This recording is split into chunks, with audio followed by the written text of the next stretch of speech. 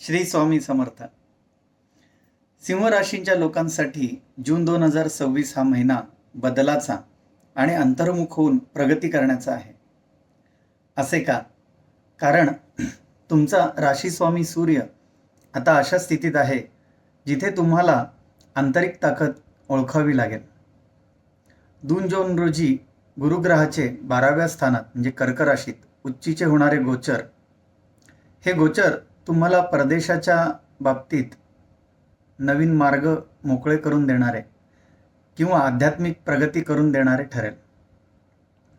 पण 8व्या स्थानातील शनी महाराज, 7म स्थानातील राहू अचानक किंवा अनपेक्षित खर्च तसेच तुमच्या वैवाहिक जीवनात किंवा भागीदारीत मोठी कसोटी घेऊन येत आहेत. तर मग कोणत्या 3 चुका टाळून तुम्ही हा महिना यशस्वी करू शकता किंवा कोणती आर्थिक शिस्त तुम्हाला संकटातून वाचवेल, हे सर्व आपण या व्हिडिओमध्ये जाणून घेणार आहोत. व्हिडिओ शेवटपर्यंत नक्की पहा, कारण मी या व्हिडिओत काही उपायही सांगणार आहे जे केल्याने तुमच्या समस्या दूर होण्यास व तुम्हाला या महिन्यात दैवी साथ मिळण्यास मदत होईल.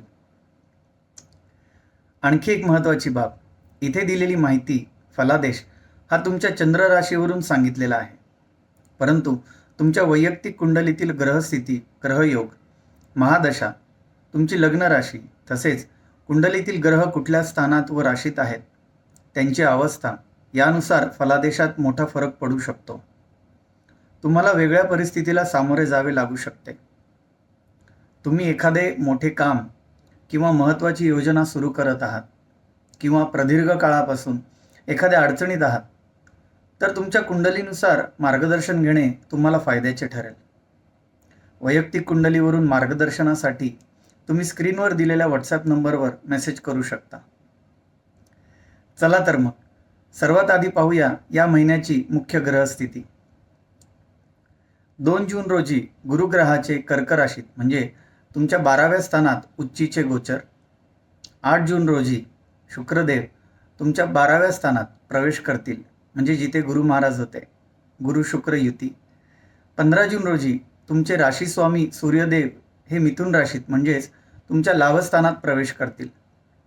20 जून मंगळ तुमच्या दशम स्थानात प्रवेश करेल. 29 जून बुध वक्री होत आहे, त्यामुळे व्यवहार आणि गुंतवणुकीत खूप सावधगिरी बाळगावी लागेल. नोकरी व्यवसाय, सिंह राशींच्या लोकांसाठी हा महिना धैर्य आणि नियोजनाचा आहे.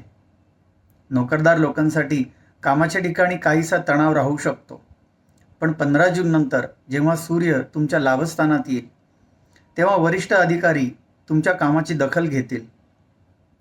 परदेशी संबंधित कामात असलेल्या लोकांसाठी जून महिना उत्तम आहे. व्यावसायिकांसाठी हा महिना मोठे व्यवहार करताना सावधगिरी बाळगा. भागीदारीत काम करत असाल तर मतभेद होऊ शकतात. व्यवसायात रिस्क घेण्यापेक्षा स्टॅबिलिटीवर जास्त भर द्या.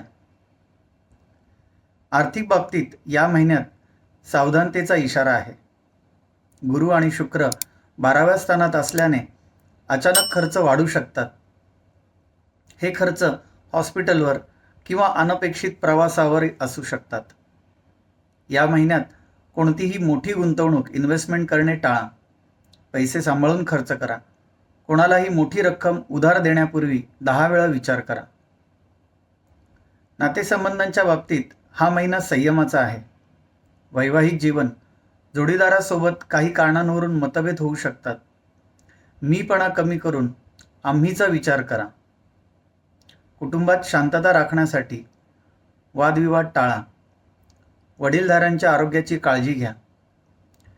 घरामध्ये नियमित पूजा, आपल्या कुलदेवीची उपासना, दीप धूप सेवा केल्यास घरातील नकारात्मक ऊर्जा दूर होईल.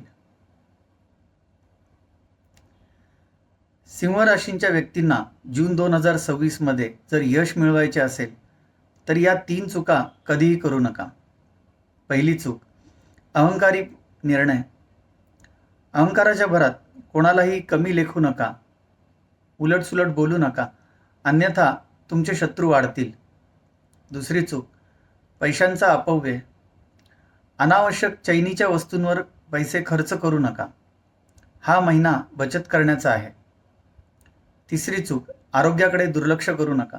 खास करून डोळ्यांची किंवा पायाची समस्या उद्भवू शकते. यावर उपाय काय आहेत?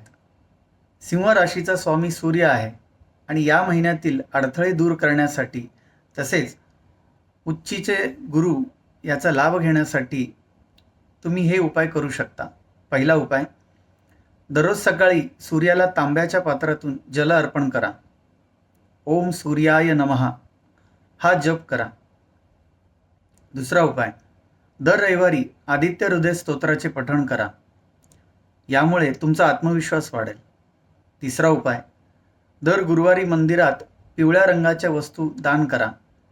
यामुळे 12व्या गुरुचे दोष कमी होतील. तर सिंह राशींच्या व्यक्तींना हा महिना संयम शिकवणारा आहे. धीर धरा, चांगले दिवस नक्कीच येतील. हा व्हिडिओ आवडला असल्यास आत्ताच लाईक करा.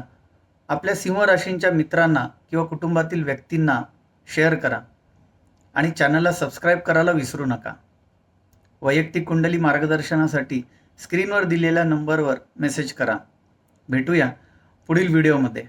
सुहास दाणी, स्वामी ज्योतिष केंद्र. श्री स्वामी समर्थ.